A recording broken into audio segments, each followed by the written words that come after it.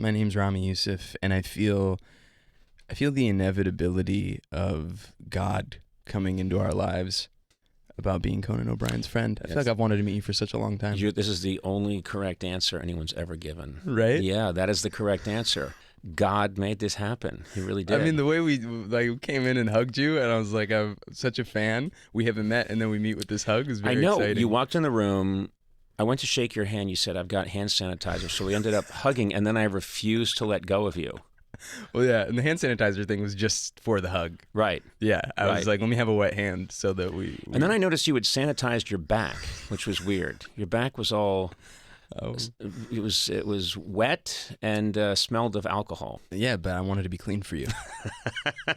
This is New York City. Like I can't just show up dirty. I love it. I was really excited because we were planning this trip to New York, and I thought it'd be so great to get to talk to you because I love what you do. I'm a big fan of your work. And so it was just a nice happening that you were able to do this. You were able to come in. Yeah, it's really exciting. Yeah, it is. It's exciting for me. And I never get excited. It's just, I'm so medicated. I'm incapable. I'm in a lithium coma. Yeah, I wish people could feel what it's like being in the room with you because, yeah, I definitely feel that. It's like a melatonin of sorts. Yeah. That's why they put me on late night television, was to get people to go to sleep. Just ready. Yeah. It's the only way America can sleep. And, the ratings always were solid because people fell asleep in front of the TV and couldn't change it. Right. So people were like, your consistency among viewers is incredible. It's like, unbelievable. Yeah. And then they looked into it and they were, they've all passed out in front of the TV. First of all, thank you so much for doing this. And I have so many questions.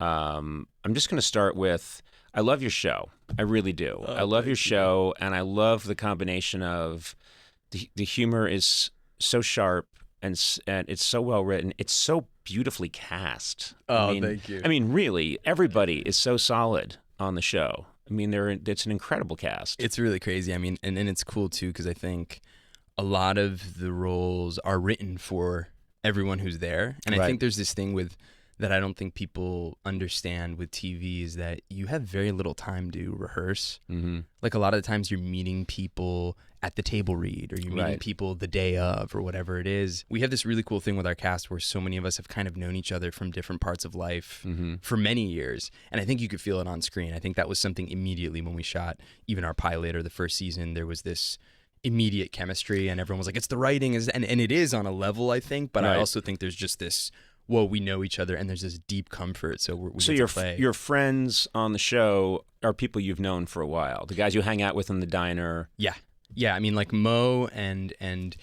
Dave, who plays Ahmed in the diner, we've all lived together at different times. Steve, my buddy, muscular dystrophy, I've known him since the 3rd grade, so that even on a core level. Then May, who plays my sister, we knew each other for years. Laith, who plays my uncle, I knew him since I was 18. So there's this like deep history. And I didn't even go to the network being like, these are my friends. They just won in the audition tapes, but I knew while I was writing, I was like, this will feel really good with them. Okay, so an obvious first question, and it's something that when I watch the show I'm fascinated by, is is that guy you completely, or is he a version of you? I mean, I think like, and I'm sure you relate to this, but I think a lot of the time without the idea of writing, without the idea of comedy, I was writing and making things since I was really young. And I know the same thing for you. So it's like, I think a lot of this guy's like, man, if I didn't have that outlet starting at 14 or 15, there'd probably be this void because I don't think there was anything kind of in quote unquote real world or a real career that I could have ever imagined being. No, I'm not fit to do anything in the real world. And I'm so impressed and stunned. When someone is building something anywhere near me, I'm amazed. And every now and then I'll meet someone like a Nick Offerman who's funny and creative, but also, I just made a canoe out of mahogany that I repurposed. And I don't understand because I have no function other than acting like a fool. That's the only thing I know how to do. No, it's really wild. Like I set up a Wi-Fi routing system in the house, and that was I was like, whoa, I'm really handy. Like that was the closest I could get to my dad. I have to say that sounds really impressive. Oh, dude, it's plugging certain things in the right spot, and you got to route it. And that was the most I'd ever felt like I'd used my hands as a man. Right. And then it kind of ends there. Yeah. Just stop there. And I would think back to like history. I'd be like, what would I do in a different era? Oh, that's all I think about is, and I've often thought it's a field in Ireland, some really crappy, boggy part of Ireland. And everyone is building a stone wall, and I'm in the corner doing bits. Yeah. And they're all like, that fucking, Jesus, he doesn't shut up. He doesn't fucking shut up. And you're so tall. And I'm not doing anything. Or I'm doing a bit about like I'm doing a bit with the Stones. And well, look at me, I'm Stoney Stonerson, and I'm going to make a stone wall. And you're like, just fucking build the wall. We got to get this farm wall built. You fucking ass! A jester was a thing, though. Yeah. Was a jester. But I'd have been murdered very quickly. I think I would have been beaten by the townspeople. You know what I mean? Well, I would think about this a lot, and then I would see murder for sure in my life. At that period, I feel like I would maybe be like a food tester for the king, just to make sure that like kind of that like, is there poison in this? Hey, Ramy, come over here, take a bite of this. Here's what never made sense to me about food testers. Poison does take a little while. I never got that. Where someone's like, you taste this pudding. Okay, I tasted it. I'm still alive. Very good. I'm going to eat great quantities of this pudding. The guy dies 4 hours later, the king half an hour after that, right? That's how it should work. Maybe it's always been like a 15-minute, kind of like when they wait after the vaccine to make sure you didn't. Maybe 15 minutes has been like the universal.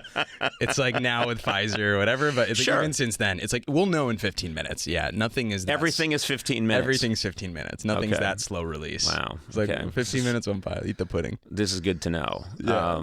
But yeah, so not much else I could have done. So, but I think the character on screen is kind of, I think I was trying to go to college for a bit, and I think I left pretty quick. I wasn't able to do it, but it was because I had something that I really loved. Right. And so I think the character is without love, and I think in a way that kind of hole that he has, we kind of all try to fill that. Yeah. People can fill it with a passion, with a relationship, with God, with whatever it might be. And I think he's kind of struggling with what goes in that kind of empty puzzle piece in him. The character is trying so hard to find his relationship to his religion, God.